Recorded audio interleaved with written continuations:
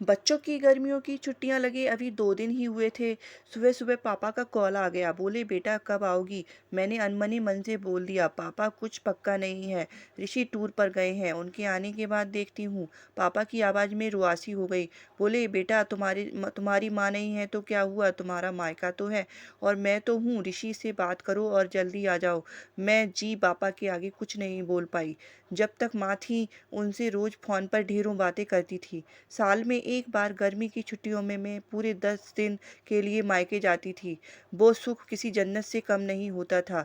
बच्चों से ज़्यादा मुझे गर्मी की छुट्टियों का इंतज़ार रहता था, पर जब से माँ गई मेरा मायके जाने का मन ही नहीं करता।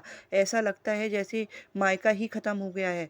एक सूनापन, एक खालीपन सा मेरी ज़िंदगी में भर गया था।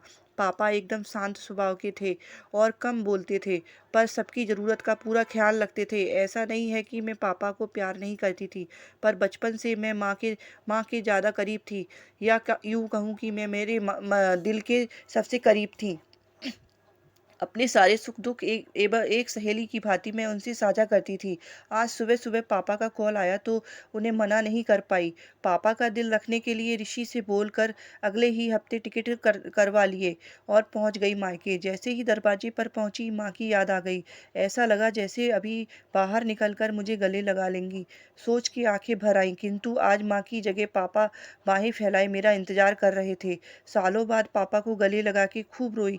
पापा ने अपने आंसू छुपाते हुए प्यार से मेरे सिर पर हाथ फेरा तो दिल थोड़ा हल्का हो गया। बहुत दिन बाद पापा को देखा, कमजोर लग रहे थे। वैसे तो भाई भाभी और पापा सभी मेरा बहुत ख्याल रखते थे।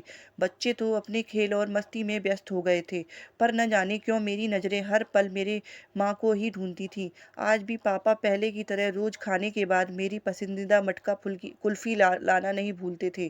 भाई भी बच्चों को कभी पार्क, कभी चिड़ियाघर तो कभी बाजार घुमाने ले जाता था। भाभी भी रोज मुझे कुछ न पूछ कर मेरी पसंद का खाना बनाती। सब कुछ पहले ही की तरह था, बस माँ नहीं थी। इस बार मायके में मेरा दिल नहीं लग रहा था। माँ की कमी मुझे बहुत खल रही थी। ऋषि को कॉल करके मैंने 2 दिन बाद ही का टिकट करवा लिया। सबने मुझे रोकने की बहुत कोशिश की, पर मैं नहीं मानी। देखते ही देखते मेरे जाने का समय आ गया। आज शाम की ट्रेन से मेरी घर वापसी थी। मैंने सामान पैक करके रख लिया, बस पापा का इंतजार कर रही थी। पापा न जाने सुबह से बिना बताए कहाँ चले गए थे। उनका मोबाइल भी नहीं लग रहा था। मन घबरा रहा था, बिना बताए आखिर गए कहाँ। इधर मेरी ट्रेन का समय भी होता जा रहा था। समझ नहीं आ रहा था कि क्या करूं। तभी पापा का कॉल आया और बोले गुड़िया तुम लोग स्टेशन पहुंच जाओ, मैं सीधे वहीं पहुंच रहा हूँ। हम लोग स्टेशन पहुंच गए। ट्रेन सही समय पर थी। पापा स्टेशन पर हमारा इंतजार कर रहे थे। उनके हाथ में एक बॉक्स था। उन्होंने मुझे देते हुए गले लगाया और बोले इसे ही लेते जाना, इसलिए देर हो गई।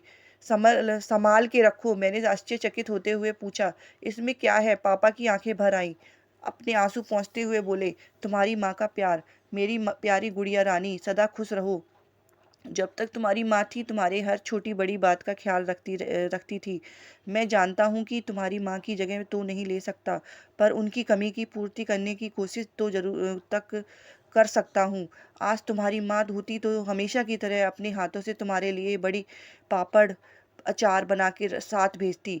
माँ के हाथ का तो नहीं, पर उनके स्वाद जैसा सब सामान एक दुकानदार से बनवाने की कोशिश की है। उम्मीद है तुम्हें पसंद आएगा। और हाँ बेटा, माँ नहीं है तो क्या हुआ, तुम्हारा मायका और हम तो हैं। पहले की तरह तुम्हारा इंतजार रहेगा। ढेर सारे प्यार और आशीर्वाद के साथ तुम्हारे पापा। पत्र पढ़ते पढ़ते मेरी आंखों से अश्रुधारा बहने लगी। सहसा मेरे मुंह से निकला आई लव यू पापा। बात छोटी सी थी, पर उसमें अथाह प्यार समाहित था। ये सिर्फ मैं ही महसूस कर सकती थी। मायके से घर आए 1 महीना बीत गया था। अब पापा से रोज एक बार कॉल करके मम्मी की तरह घंटों बातें करती हूँ। अगर आपको मेरी ये कहानी अच्छी लगी हो तो मेरे चैनल को subscribe, like, comments and share करते रहें प्लीज़। Thank you.